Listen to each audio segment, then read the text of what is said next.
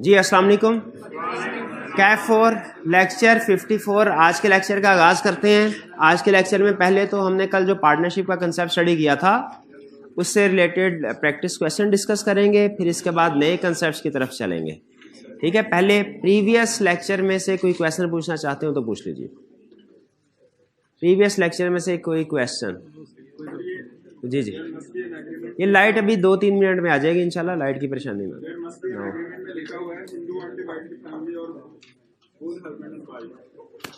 किस कंसेप्ट में? अच्छा, उसने लिखा हुआ पार्टनरशिप जो है बाय एग्रीमेंट क्रिएट होती है, बाय स्टेटस या बाय इनहेरिटेंस नहीं क्रिएट होती। इनहेरिटेंस का मतलब जैसे वो ये समझाना चाह रहा है, एग्जाम्पल इसकी है, अगर किसी एक पार्टनर की डेथ होती है तो उसके नॉर्मली ये रूल होता है कि जो भी प्रॉपर्टी है जिस बंदे की डेथ होती है वो उसके बच्चों में ट्रांसफर हो जाती है। लेकिन अगर किसी पार्टनर की डेथ होती है तो उसके बच्चे ऑटोमेटिकली पार्टनर्स नहीं बन जाएंगे, इसलिए कि पार्टनरशिप थ्रू एग्रीमेंट क्रिएट होती है, थ्रू इनहेरिटेंस नहीं।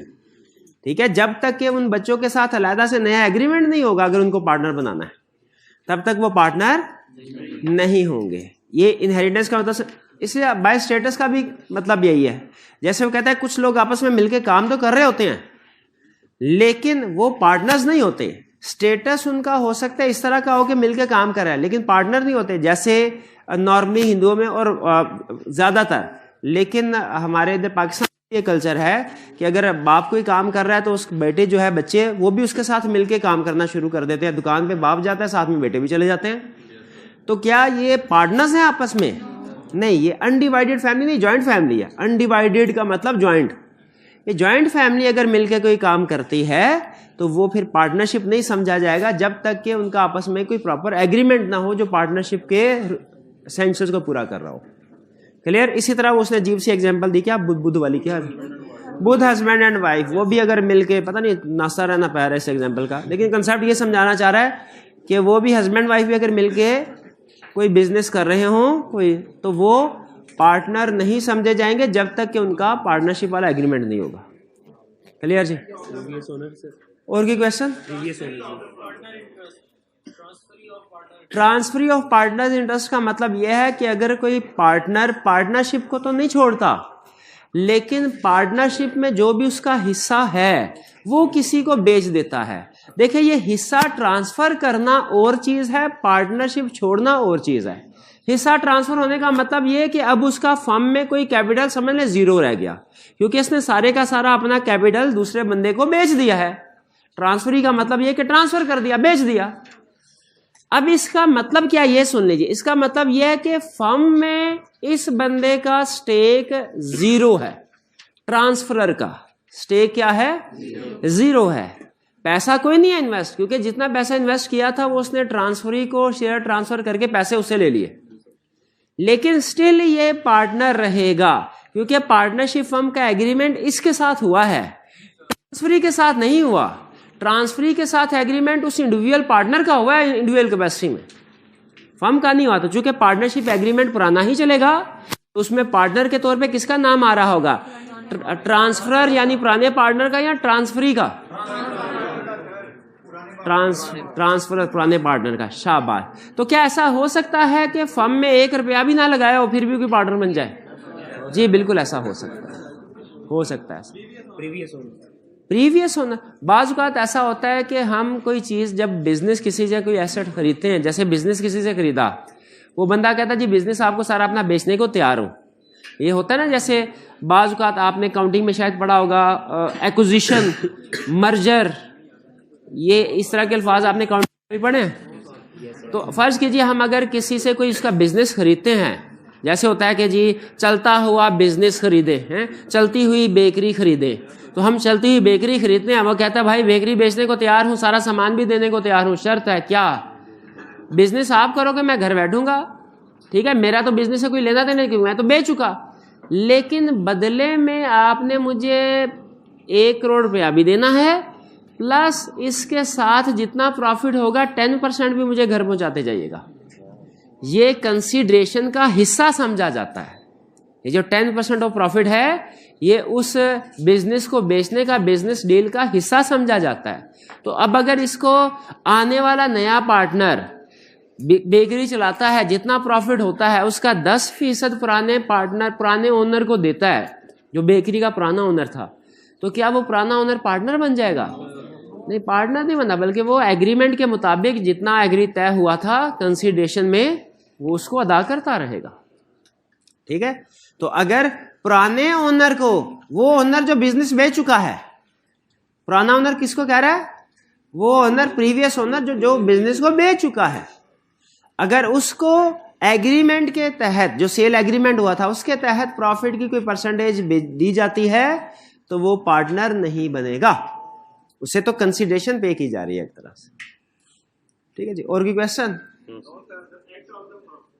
एक्ट ऑफ द फर्म का मतलब है वो काम, वो एक्ट जो फर्म के लिए बाइंडिंग है, फर्म का जिसके ऊपर अमल करना जरूरी है, जो बोथ वे में काम करेगा एक्ट ऑफ फर्म।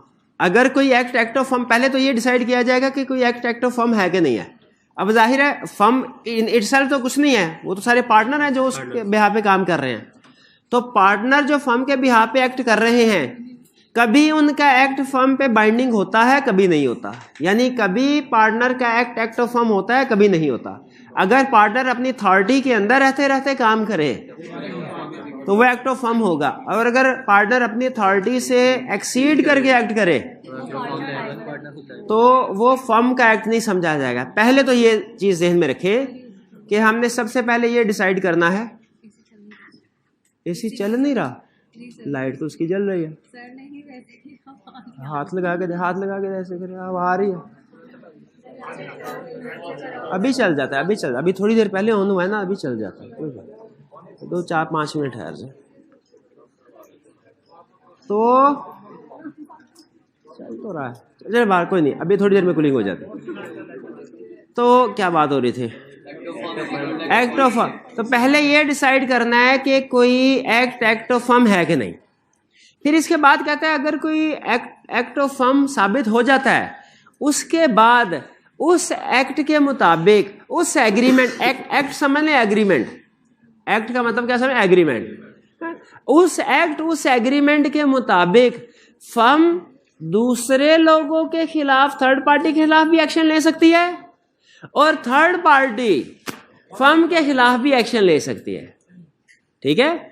हालांकि किया होगा किसी थर्ड पार्टी ने एक पार्टनर के साथ वो एग्रीमेंट या ट्रांजैक्शन की, किसके साथ होगी? पार्टनर के साथ। लेकिन अगर पार्टनर ने अपनी अथॉरिटी में किया तो वो एक्ट ऑफ पार्टनर नहीं समझा जाएगा। अब क्या समझा जाएगा? Act of firm. और कोई एक्ट जब एक्ट ऑफ फर्म बन जाता है, इसका मतलब है फर्म उसके ऊपर लायबल भी है और उसके ऊपर एक्शन भी ले सकती है। ठीक है। उस एक्ट के राइट्स भी एक्सरसाइज करेगी फर्म, उसकी लायबिलिटीज भी पूरी करेगी।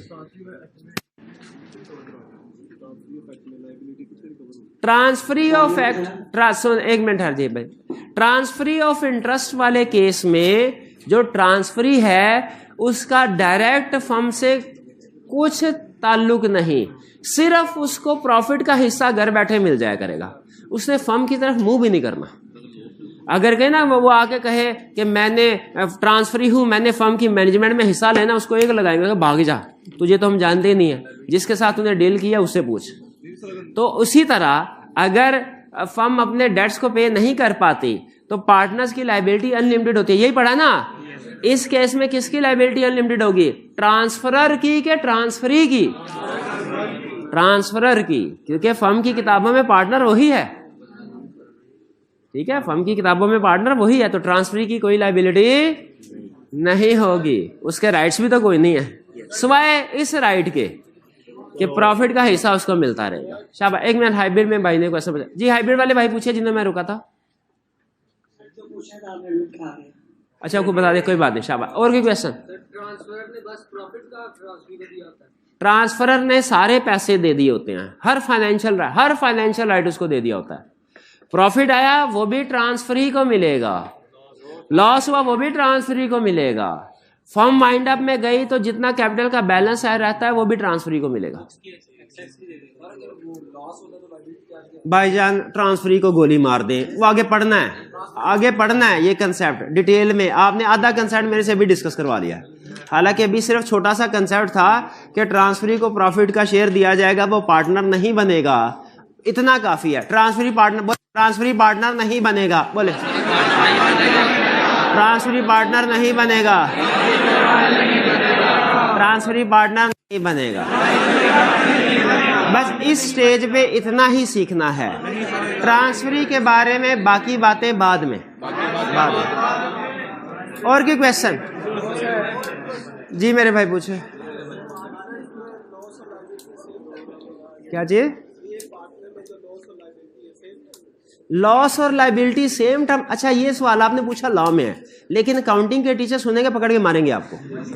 क्या लॉस और लाइबिलिटी एक चीज होती है? खुदा का होकर है यार। लॉस प्रॉफिट एंड लॉस में होता है, लाइबिलिटी बैलेंस शीट में होती है,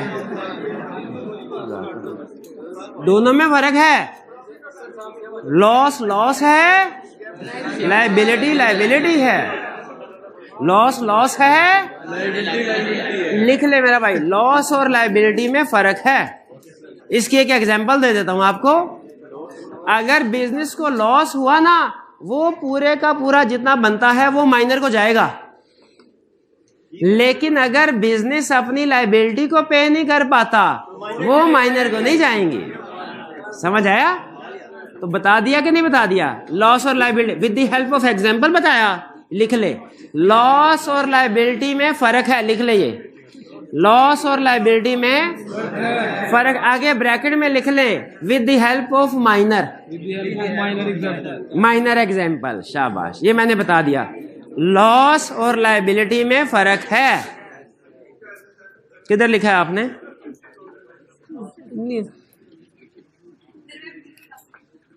और कोई क्वेश्चन?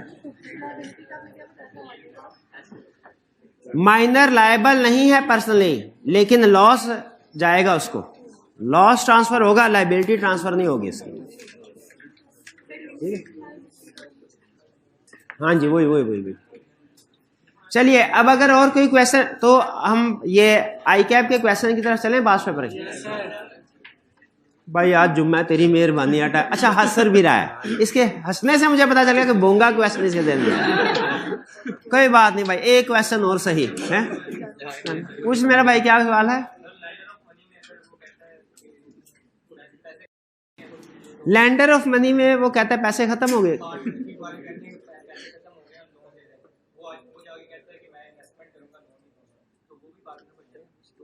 हाँ, अगर कोई बंदा ये कहता है पैसों की जरूरत है, किसी से भी भाई का बात जाके कहता है भाई उधार दे देना, कहता है उधार नहीं दूंगा, लेकिन अगर फर्म में मुझे पार्टनर बनाते हो तो फिर पैसे डालता हूं मैं। इस सूरत हाल में अगर हम इस शर्त के ऊपर कि इसको पार्टनर बनाएंगे, पैसे ले ले, तो क्या वो पार्टनर बन जाएगा? बन जाएगा। इसमें था क्या? चले जी।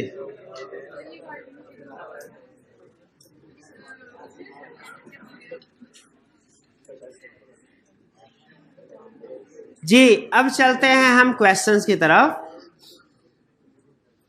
First question, sharing of profit is a prima facie evidence. Prima fascia क्या होता है? बज़ाहिर, सरसरी तौर पे, पहली नजर देखने में। ठीक है, prima facie evidence, but not a conclusion. लेकिन फाइनल बात नहीं है। फाइनल बात, बज़ाहिर दिखने में शरीफ आदमी लगते हैं, लेकिन फाइनल नहीं है। फाइनल नहीं। कह रहा है sharing of profit prima facie evidence but not a conclusive test of partnership. लेकिन ये कंक्लूसिव टेस्ट नहीं, यानी इस बात पर कंक्लूजन नहीं आ जाएगा कि कोई पार्टनरशिप है कि नहीं।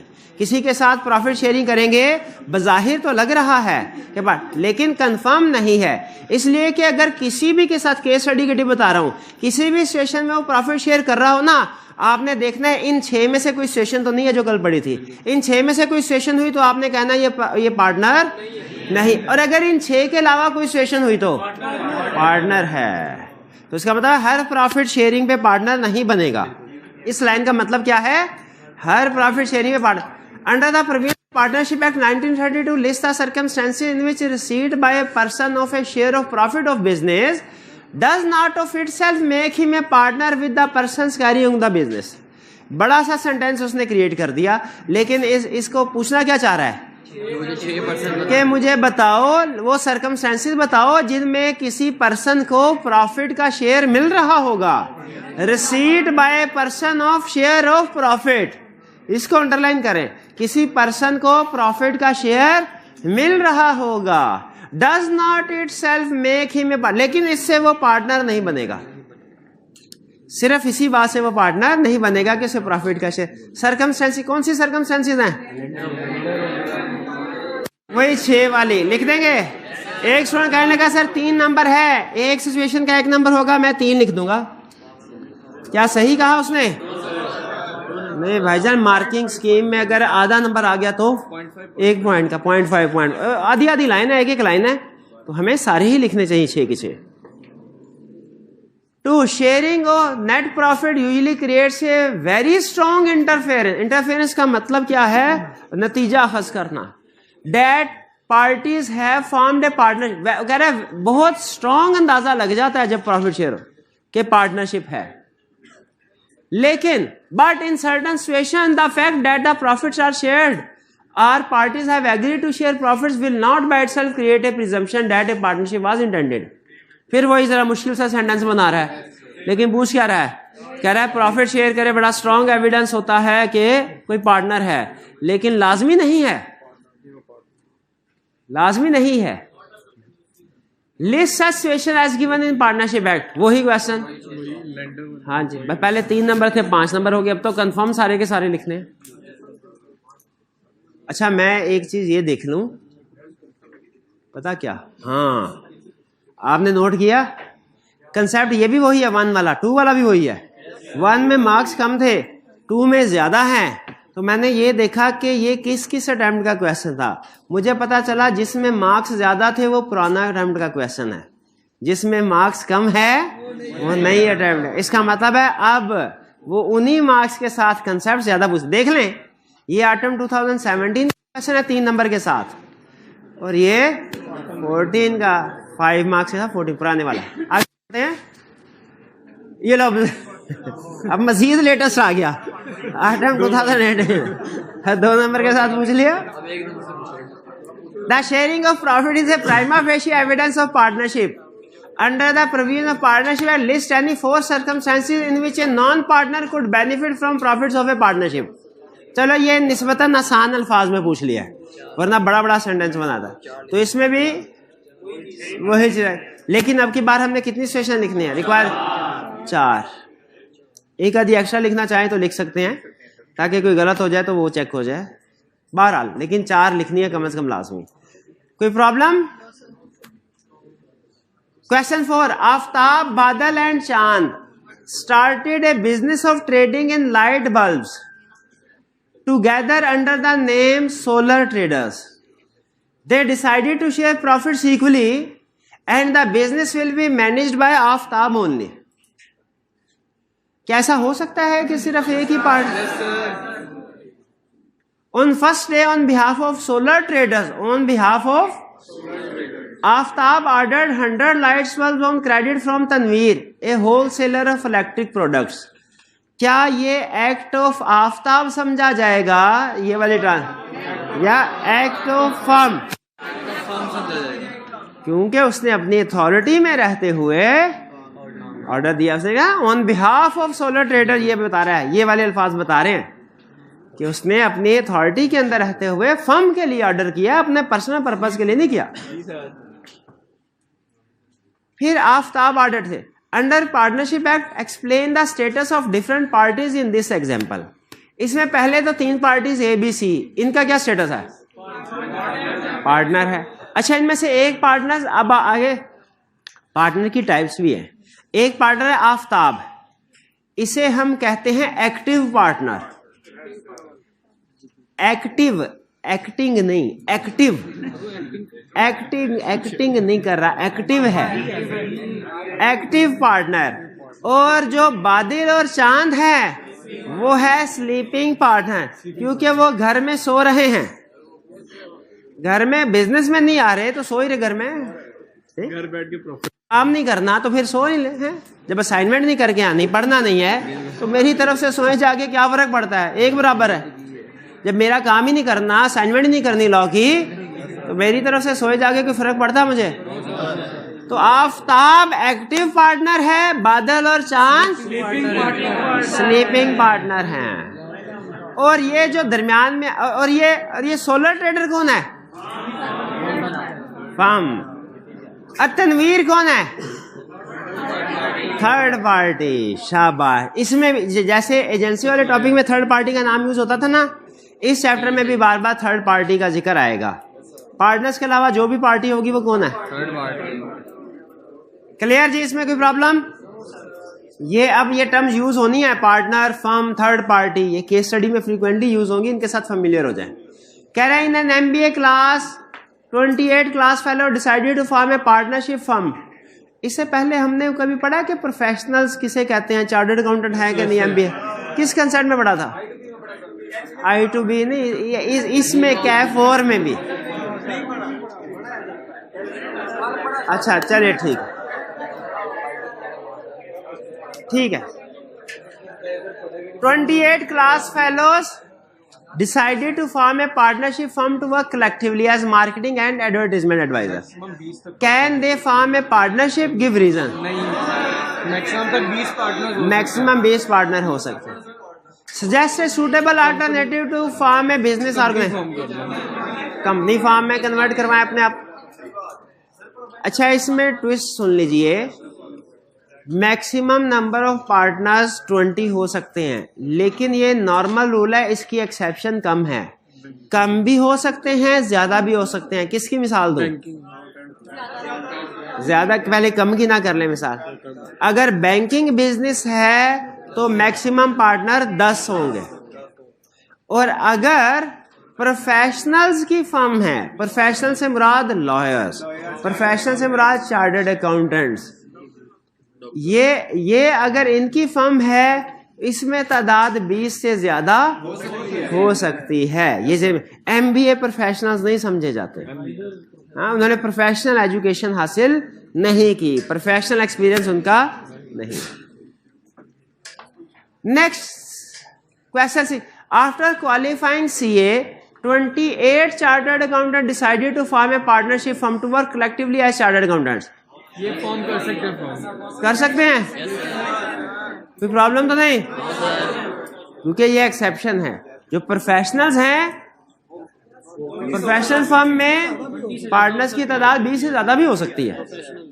प्रोफेशनल्स हैं तो एमबीए प्रोफेशनल नहीं थे, प्रोफेशनल लॉ के मुताबिक, इस प्रोविजन के मुताबिक। क्वेश्चन 7। अच्छा, ये भी केस स्टडी के पॉइंट ऑफ व्यू से अच्छा क्वेश्चन, छोटा सा क्वेश्चन है। अभी उसने सर में ना आपको पार्ट्स में केस स्टडी सॉल्व करना सिखा रहा है। इसके बाद नेक्स्ट लेवल पे आपको इकट्ठी एक बड़ी केस स्टडी देगा जिसमें छोटे छोटे कंसेप्ट इकट्ठे अप्लाई करवाएगा। तो ये भी एक, इससे पहले वो जो था थर्ड पार्टी जिसने आपको स्टेटस पूछा था, वो भी अच्छा था रोल पहचानने के लिए केस स्टडी के अंदर। ये भी अच्छा कंसेप्ट है, ये तकरीबन हर दूसरी केस स्टडी में टेस्ट होता है। Ali, Bilal and Chand are partners in business. Daud an outsider यानी थर्ड पार्टी है, deals with the firm through Ali. In case of dispute, अगर डिस्प्यूट होता है, यानी दाऊद ने अली, बिलाल एंड इन सब के साथ एग्रीमेंट किया through Ali, deals with firm through Ali. इसका मतलब क्या है? हाँ, फर्म के बिहाफ पे अली ने डील्स फाइनल की है इसके साथ, दाऊद के साथ। Can Dawood sue Bilal and are Chand? क्यों? उसने डील तो अली के साथ फाइनल किया है, लेकिन वो फर्म के बिहाफ पे है। Act of partner is act of firm, अगर वो अपनी अथॉरिटी में करता है। यहाँ पे चूंकि कोई ऐसी इंफॉर्मेशन नहीं है जिससे पता चले कि वो अथॉरिटी से बाहर गया है, तो act of partner is equal to act of firm. तो वो किसी भी पार्टनर के खिलाफ केस फाइल कर सकता है। पार्टनर्स की लायबिलिटी क्योंकि जॉइंट एंड सेवरल है। तो यहाँ पे can Dawood sue Bilal and are Chand? Yes yes. फिर B, can Bilal and are Chand sue Dawood? ये भी कर सकते हैं क्योंकि पार्टनर्स कलेक्टिवली है ना, कोई भी इसके खिलाफ केस फाइल कर सकता है। Act of partner is equal to act of firm, ये उसने बेसिक एप्लीकेशन पूछ ली इसकी। क्लियर? इसमें कोई प्रॉब्लम तो नहीं। क्वेश्चन 8। अच्छा, ये लेंथी क्वेश्चन है। मैं चाह रहा हूं चूंकि आज जुम्मा है तो टाइम हमारा, तो मैं चाह रहा हूँ इसको हम एंड पे रख लेते हैं, पहले कंसेप्ट डिस्कस कर लेते हैं, अगर टाइम बचा तो इसको आज ही कर लेंगे वरना कल करेंगे, ताकि कंसेप्ट हमारे मूव होते रहे, वो ना रुके किसी भी लेक्चर में।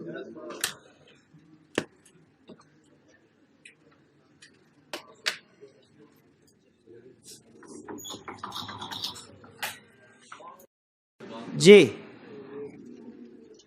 कल हमने पार्टनरशिप के बारे में स्टडी किया था, पार्टनरशिप के एसेंशियल्स, और एक कंसेप्ट मैंने आपको बताया था बिजनेस में, जब हमने ये स्टडी किया था कि पार्टनर्स कैरी ऑन बिजनेस के लिए इकट्ठे होते हैं, तो उसमें दो एग्जांपल्स मैंने आपको दी थी कि कब बिजनेस नहीं समझा जाता। एक, जब एक से ज्यादा लोग इकट्ठे हों और वो कोई चैरिटी पर्पस के लिए काम शुरू करें, तो भी चूंकि बिजनेस नहीं है वो पार्टनर्स नहीं समझे जाते। और दूसरा, अगर कोई लोग आपस में मिलके रेंटल इनकम शेयर करें, रेवेन्यू शेयर करें, रेवेन्यू, तो वो भी पार्टनरशिप नहीं होगी, इसलिए कि पार्टनरशिप में उसने कहा हुआ प्रॉफिट शेयर करेंगे तो फिर पार्टनर होगा, वरना नहीं है। क्लियर ये बात? अच्छा, अब इसमें जो दूसरी वाली एग्जांपल है ना, रेवेन्यू शेयर करने वाली, इसमें मैंने आपको याद होगा बताया था, एग्जांपल दी थी कि अगर दो लोग मिलके एक प्रॉपर्टी ओन करते हैं, जैसे दो भाई हैं, वो एक जॉइंट प्रॉपर्टी, फादर की डेथ हो गई, प्रॉपर्टी दो भाइयों में डिस्ट्रीब्यूट हो गई, अब दोनों एक प्रॉपर्टी के मालिक है, इसको क्या नाम देते हैं? ये पार्टनरशिप नहीं है, ये बताया था। फिर क्या है? को ओनरशिप। शाबाश। आज के लेक्चर में हम को ओनरशिप और पार्टनरशिप का डिफरेंस स्टडी करने जा रहे हैं। आज के लेक्चर में हम क्या स्टडी करने जा रहे हैं? को ओनरशिप और पार्टनरशिप का डिफरेंस। ठीक है, difference between partnership and ownership. ये वाला कॉलम पार्टनरशिप का ज़हन में रखिएगा और ये वाला कॉलम को ओनरशिप का। अगर तो आपने पार्टनरशिप का कंसेप्ट सही पढ़ लिया, समझ लिया ना, तो डिफरेंस आप आसानी से लिख सकते हैं। फिर भी स्टार्ट करते हैं।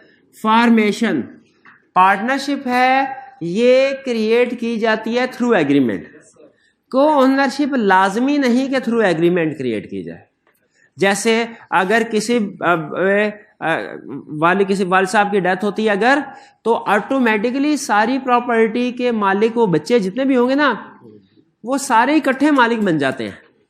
ऐसा नहीं होता कि ऑटोमेटिकली एक प्रॉपर्टी इसको बांट जाएगी, एक इसको, ऐसा नहीं होगा। लॉ क्या कहता है कि सब के सब इकट्ठे। इसीलिए आप देखते होंगे कि लीगल सेटलमेंट करनी हो ना, जब फॉर एग्जांपल फादर की डेथ हो गई, प्रॉपर्टी है, उसको बेचना है, तो लीगल डॉक्यूमेंट्स के ऊपर जितने भी बच्चे हैं सबके साइन आते हैं, किसी एक या दो के साइन नहीं आते। क्यों भला? क्योंकि वो सारे के सारे जॉइंट ओनर हैं, को ओनर्स हैं। अब इसके लिए एग्रीमेंट की जरूरत नहीं है।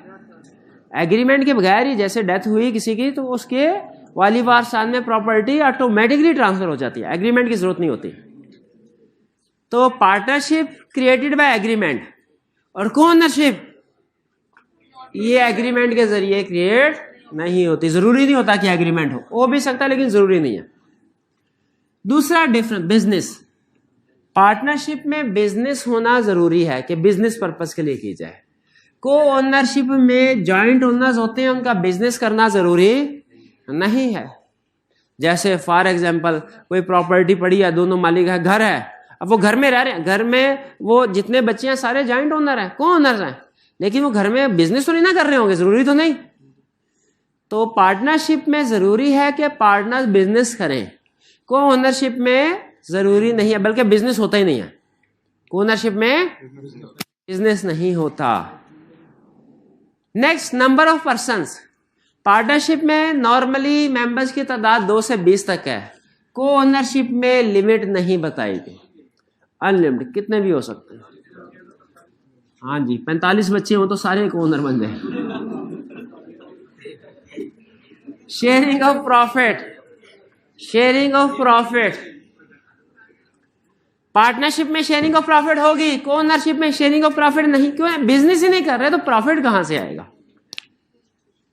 को ओनरशिप में शेयरिंग ऑफ प्रॉफिट नहीं होती। या तो वो कुछ भी नहीं कर रहे होंगे प्रॉपर्टी का, वो पड़ी हुआ है तो ठीक है, पड़ी हुई है, कोई मसला नहीं है, वो गांव में हवेली अब्बा जान ने खरीदी थी, पड़ी पड़ी रहने दे, खाली कभी सफाई सुथराई करवा ली, बस ठीक है, कोई बिजनेस नहीं कर रहे। ये एक ओनरशिप है, बिजनेस तो नहीं है ना। अच्छा मुझे जरा सोच के बताइएगा, अगर ये गांव की हवेली किराए पे दे दी जाए, क्या फिर बिजनेस होगा? फिर भी बिजनेस नहीं होगा। शाबाश, क्योंकि वो प्रॉफिट शेयर, इसका मतलब है पार्टनरशिप में तो प्रॉफिट शेयर किया जाएगा, को ओनरशिप में प्रॉफिट नहीं शेयर किया जाएगा, बल्कि क्या होगा? रेवेन्यू शेयर किया जाएगा। अच्छा अगली बात सुने, जरा गौर से सुनिएगा, जवाब दीजिएगा। अगर एक भाई कहे, बड़ा भाई कहे छोटे को, बेफिक्र हो, हवेली को जितनी भी सफाई सुथराई के खर्चे हैं वो मैं दे दिया करूंगा, रेंट पे इसको देते हैं, और जो रेंट आया करेगा वो आधा आधा बांट लेंगे। अब एक भाई सारे खर्चे अदा कर भी रहा है, लेकिन डिस्ट्रीब्यूशन रेंटल इनकम की हो रही है, क्या फिर ये पार्टनरशिप है? अब भी पार्टनरशिप नहीं है जी। ओनरशिप में एग्रीमेंट हो सकता है, मैंने कब कहा नहीं हो सकता, मैंने ये फर्क तो नहीं बताया। मैंने फर्क ये बताया है, पार्टनरशिप में एग्रीमेंट होना लाजमी है, को ओनरशिप में एग्रीमेंट होना लाजमी नहीं है। जब मैंने कहा एग्रीमेंट होना लाजमी नहीं है, इसका मतलब क्या है? हो भी सकता है, नहीं भी हो सकता। नहीं, फिर जैसे अगर वो हवेली को किराए पे नहीं चढ़ाते, वैसे ही पड़ी हुई है, तो कोई एग्रीमेंट नहीं है। लेकिन अगर उसको किसी को रेंट पे दे दिया और कहा कि रेंट आधा आधा, तो ये जो तय हुआ ना, रेंट आधा आधा डिस्ट्रीब्यूट करेंगे, ये भी इन इटसेल्फ एक एग्रीमेंट है। तो पार्टनरशिप में एग्रीमेंट लाजमी है, ओनरशिप में एग्रीमेंट हो भी सकता है। फिर एजेंसी, पार्टनर्स एक दूसरे के एजेंट हैं, एक दूसरे पे बाइंडिंग हो सकता है, लेकिन को ओनर एक दूसरे के एजेंट नहीं है, एक दूसरे पे बाइंडिंग नहीं। ट्रांसफर ऑफ इंटरेस्ट, पार्टनरशिप में कोई एक पार्टनर जब तक सारे दूसरे पार्टनर की इजाजत ना हो अपना शेयर ट्रांसफर कर सकता। उसे पार्टनरशिप में एक पार्टनर को अपना शेयर ट्रांसफर करने के लिए बाकी पार्टनर की इजाजत की जरूरत है। पार्टनरशिप में पार्टनर को अपना शेयर ट्रांसफर करने के लिए दूसरे सारे पार्टनर्स की कंसेंट ऑफ ऑल पार्टनर्स जरूरी है। को ओनरशिप में अगर एक पर्सन ने अपनी प्रॉपर्टी, अपना हिस्सा बेचना हो, ठीक है, को ओनरशिप में तो बेच सकता, कंसेंट होना जरूरी नहीं है। अच्छा गैस कीजिए, फर्ज कीजिए, एक लीगल पॉइंट आपको बताता हूं। अगर जॉइंट प्रॉपर्टी है, बड़ा भाई कह रहा है नहीं बेचनी, वालिद साहब की हवेली, पुरानी हवेली, हमारे आबाओ अजदाद की निशानी है, छोटा भाई कहता है नहीं बेचनी है, पैसों की जरूरत है, मैं जर्मनी जाना है, मैंने दोनों में डिस्प्यूट। तो क्या ये हवेली को सेल किया जाएगा कि नहीं? हाँ किया जाएगा। वो कोर्ट में केस फाइल होगा। कोर्ट को फिर इस चीज से गर्ज नहीं होता कि बाऊ इजदाद की थी, कितने पुरख उधर रहते रहे हैं। कोर्ट ने कहा भाई अलहदा हिस्सा लेना चाहता है, इसको बेच, या तो उसको पैसे दे दो, बड़े भाई को या तो उसको पैसे दे दो, या हवेली बेच के आधा, अगर हवेली के 2 हिस्से हो सकते हुए तो 2 हिस्से करके आधा हिस्सा अपना बेच के निकल जाए। अगर 2 हिस्से नहीं हो सकते, कोई चीज बात ऐसी होती है, तो सारी की सारी बेचें और आधा आधा दीजिए। तो पार्टनरशिप में कंसेंट होना जरूरी है सारे पार्टनर्स की, सेल करने के लिए, ट्रांसफर करने के लिए, लेकिन को ओनर में जरूरी नहीं है, कंसेंट जरूरी नहीं है। बड़ा भाई जाजी ना भी हो तो भी छोड़ा कोर्ट के थ्रू अपना हिस्सा ले सकता। भाई क्लियर ये बात? yes, ये था डिफरेंस पार्टनरशिप में और को ओनरशिप। अब कंसेप्ट है आगे थोड़ा सा इंटरेस्टिंग, टाइप्स ऑफ, अच्छा जी, टाइप्स ऑफ पार्टनरशिप और कंसेप्ट है, टाइप्स ऑफ पार्टनर और कंसेप्ट है। पहले तो ये ध्यान मेरे, हम आज क्या पढ़ रहे हैं? आज क्या पढ़ रहे हैं? Types of partnership. और कल क्या पढ़ना है? Types of partners. हालांकि टाइप्स ऑफ पार्टनर में 2 टाइप्स आप पढ़ चुके हैं। कौन कौन सी? एक्टिव पार्टनर और स्लीपिंग पार्टनर। बाकी पार्टनर फिर पढ़े, कल फिर ये दोबारा पढ़ लेंगे। कल कौन सा आपको याद रहेगा, भूल जाना आपने। टाइप्स ऑफ पार्टनरशिप में पार्टनरशिप की 2 टाइप्स हैं। एक है पर्टिकुलर पार्टनरशिप और एक है पार्टनरशिप एट विल। अच्छा पार्टनरशिप की 2 टाइप्स, आपने बताना ट्रू और फॉल्स। एक है पर्टिकुलर पार्टनरशिप, एक है जनरल पार्टनरशिप। ट्रू और फॉल्स? अब नहीं कुछ, ये बहन जी आपसे पूछ रहा हूँ आपसे। पार्टनर, आपने मेरी स्टेटमेंट को ट्रू और फॉल्स करना है। पर्टिकुलर पार्टनरशिप और जनरल पार्टनरशिप ये दो टाइप्स हैं वर्ड, है ना? ये हाल है आपका। जनरल नहीं है, जनरल क्या है? पार्टनरशिप। तुक्का नहीं लगाना। Particular partnership, partnership. अच्छा आप सुनिएगा, पर्टिकुलर पार्टनरशिप से क्या मुराद है? पर्टिकुलर पार्टनरशिप ऐसी पार्टनरशिप है जो एक पर्टिकुलर पर्पस या पर्टिकुलर पीरियड के लिए कायम की जाए। खास मकसद या खास अरसे के लिए जब पार्टनरशिप क्रिएट की जाए तो उसे क्या कहेंगे? Particular partnership. जैसे फर्ज कीजिए इन भाईजान के साथ, भाईजान ऐसा करते हैं मिलके बिजनेस करते हैं कोई, ठीक है, 3 साल के लिए। क्या 3 साल के लिए पार्टनरशिप एग्रीमेंट, पार्टनरशिप क्रिएट की जा सकती है? की जा सकती है। यह पर्टिकुलर होगा, खास मुद्दत तक, और खास मकसद के लिए भी हो सकते हैं, खास मकसद के लिए भी हो सकते हैं। कि क्या भाईजान, क्या हम और आप मिलके ऐसा करते हैं, एक फिल्म बनाते हैं, एक सैड फिल्म होगी,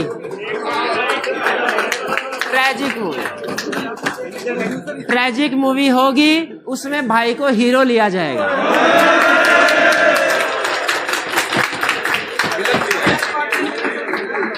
अच्छा ये तो पूछा ही नहीं, ट्रेजेडी क्या होगी उसमें? ट्रेजेडी उसमें ये होगी कि हीरो शुरू में ही मर जाता है।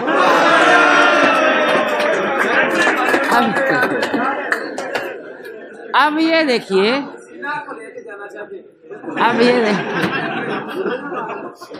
अब ये देखिए कि अब ये जैसे ही अब ये पार्टनरशिप क्रिएट कितने टाइम पीरियड, नहीं 3 साल वाली पहली, ये मूवी वाली एग्जांपल, वो पर्टिकुलर पीरियड के लिए था, ड्यूरेशन के लिए। ये पर्टिकुलर प्रोजेक्ट के लिए है। तो जैसे ही मूवी कंप्लीट हुई, ये प्रोजेक्ट खत्म। अगली मूवी के लिए अलग से प्रोजेक्ट करना पड़ेगा। अच्छा minor can not be A partner, ठीक है जी। अच्छा आगे चलते हैं। अगर फर्ज कीजिए, सुन लीजिए, एक इंजीनियर है, एक बिल्डर है, दोनों मिलके एग्रीमेंट करते हैं कि गवर्नमेंट ने डैम बनाना है, भाषा डैम बनाना है, मिलके भाषा डैम बनाते हैं। और इसमें हम दोनों, एक बंदा पैसे इन्वेस्ट करेगा, दूसरा अपनी इंजीनियरिंग स्किल, और फिर गवर्नमेंट को डैम बना के देंगे, और जो प्रॉफिट हो 50-50 हो जाएगा। अब ये भी एक पार्टनरशिप, कौन सी पार्टनरशिप? पर्टिकुलर या एट विल?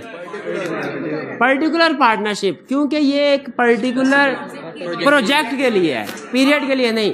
किसके लिए? Particular project. ये बात समझ आ गई आपको? तो यह है पर्टिकुलर पार्टनर। जैसे ही प्रोजेक्ट कंप्लीट होगा, पार्टनरशिप ऑटोमेटिकली, अगला अगर कोई कालाबाग डैम बनाना है तो उसके लिए लैदा से एग्रीमेंट करना पड़ेगा। ये एग्रीमेंट, पार्टनरशिप एग्रीमेंट खत्म। अच्छा आप सुनिए, ये तो 2 एग्जांपल्स दी आपको पर्टिकुलर पार्टनरशिप की। पर्टिकुलर पार्टनरशिप जैसे ही जहन में आए, आपके 2 अल्फाज जरूर लाजमी इसके बाद जहन में आ जाए। क्या?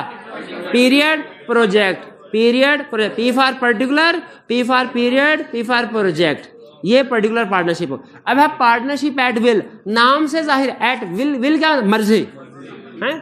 पार्टनरशिप एट विल, मेरी पार्टनरशिप मेरी मर्जी, मैं जब चाहे इसको छोड़ दूं। जब कोई भी पार्टनर जब चाहे पार्टनरशिप को छोड़ दे तो इसे क्या कहेंगे? Partnership at will. जैसे हाँ, लेकिन पार्टनरशिप छोड़ने के लिए प्रेस कॉन्फ्रेंस करना जरूरी होगी। नहीं, प्रेस कॉन्फ्रेंस नहीं, नोटिस देना जरूरी होगा, नोटिस देना जरूरी होगा। भाई क्लियर? ये होगी partnership at will. Partnership at will कौन सी पार्टनरशिप है? जिसमें कोई भी पार्टनर नोटिस दे के पार्टनरशिप को छोड़ सकता हो। और जब कोई भी पार्टनर पार्टनरशिप को छोड़ेगा, हम कहते हैं पार्टनरशिप डिसॉल्व हो गई, क्योंकि एग्रीमेंट खत्म हो गया ना। वो कहता है मैं पार्टनर नहीं, तो अब पहले 4 पार्टनर थे, अब 3 हो गए, तो नया पार्टनरशिप एग्रीमेंट करना पड़ेगा। उसमें नए पार्टनर की रेशो डिसाइड होगी। तो जब कभी याद रखे पुराना पार्टनर आता है, नया पार्टनर नहीं, पुराना पार्टनर जाता है, नया पार्टनर आता है, तो पुरानी पार्टनरशिप फारग, अब नया एग्रीमेंट होगा, नई पार्टनरशिप समझा जाएगा लीगली। बिजनेस चलते रहेंगे, दुकानें उसी तरह टाइम पे खुलती बंद होती रहेगी, लीगली स्ट्रक्चर चेंज हो जाएगा। क्लियर? ये अच्छा, मुझे ये बताइए 2 चीजें, 2 सवाल, उसके बाद आज का कंसेप्ट तकरीबन खत्म और हो सकता है आपको छुट्टी भी मिल जाए। 2 सवाल, लेकिन पहले मैं चेक कर लूं। पार्टनरशिप एट विल है, एक पार्टनर ए पार्टनरशिप को छोड़ना चाहता है, उसे क्या करना पड़ेगा? क्या वो छोड़ सकता है? क्या करना पड़ेगा? नोटिस देना पड़ेगा। अच्छा बताइए, उसने नोटिस दे दिया, आज है 1 तारीख, उसने नोटिस में लिखा कि 10 तारीख से मैं आपका पार्टनर नहीं हूं, तो ये पार्टनरशिप कब डिसॉल्व होगी? 10 तारीख को। उसने कहा कि डेट नहीं लिखी, उसने कहा मैं आपका पार्टनर नहीं हूं, उसी दिन से, जिस दिन नोटिस फर्म को कम्युनिकेट हुआ उसी दिन से वो पार्टनरशिप डिसॉल्व, और वो पार्टनर नहीं रहेगा। यानी जो पार्टनरशिप एट विल में नोटिस मिलता है तो ये इमीडिएट इफेक्ट होता है, लेकिन जब कम्युनिकेट हो जाए तब, जब कम्युनिकेट हो जाए। क्लियर हो गया? ये आखिरी क्वेश्चन, आपने बताना ये पार्टनरशिप एट विल है कि नहीं। ठीक है? अच्छा, एक सवाल, अगर इसके बाद आपने कोई दूसरा सवाल मुझसे पूछा ना तो मैं उसका जवाब दूंगा, लेकिन फिर मैं कंसेप्ट भी मजीद समझाऊंगा। सवाल पूछूं? सिर्फ जितना सवाल पूछना है उसका जवाब देना है। अगला सवाल अगर आपने पूछा तो फिर मैं कंसेप्ट भी पढ़ाऊंगा। एक पार्टनरशिप है, उसमें 5 पार्टनर्स हैं। पार्टनरशिप एग्रीमेंट में यह लिखा हुआ है कि जब तक सारे पार्टनर की रजामंदी नहीं होगी, कोई एक पार्टनर अपनी मर्जी से, जाती मर्जी से पार्टनरशिप को छोड़ नहीं सकता। क्या लिखा हुआ पार्टनरशिप में? जब तक सारे पार्टनर्स की कंसेंट नहीं होगी, कोई एक पार्टनर पार्टनरशिप को छोड़ नहीं सकता। क्या ये पार्टनरशिप एट विल है कि नहीं?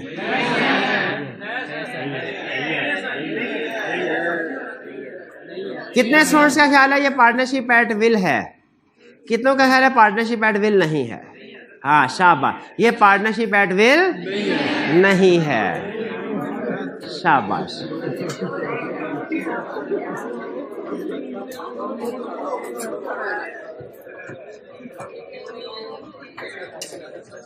भाई सारी बातें हो गई ना? हाँ,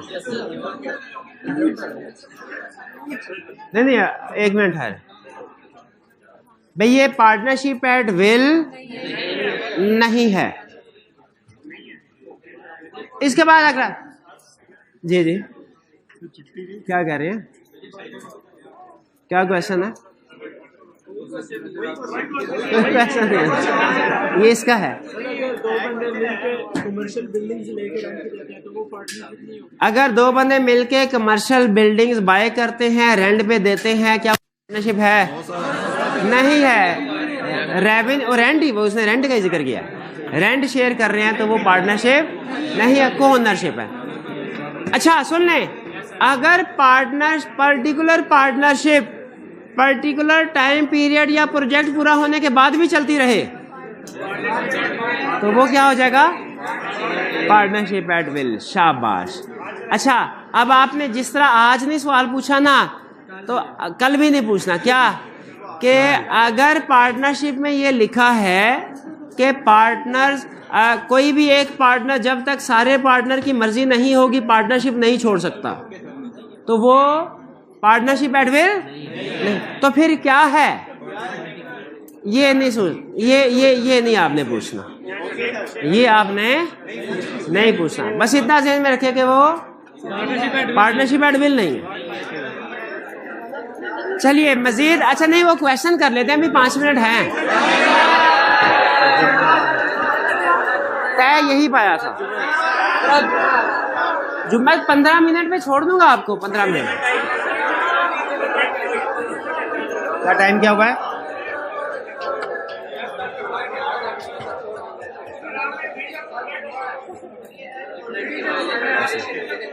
चलें ठीक है, ठीक होम असाइनमेंट आपको मिल गई है ना? होम असाइनमेंट आपने फिर लाजमी करनी है, ठीक है। कल हम आज वाली होम असाइनमेंट जो क्वेश्चन 8 रह गया ये भी डिस्कस करेंगे और आज वाले भी। चलिए आज का लेक्चर यहाँ ख़त्म करते हैं हम। अल्लाह हाफिज़।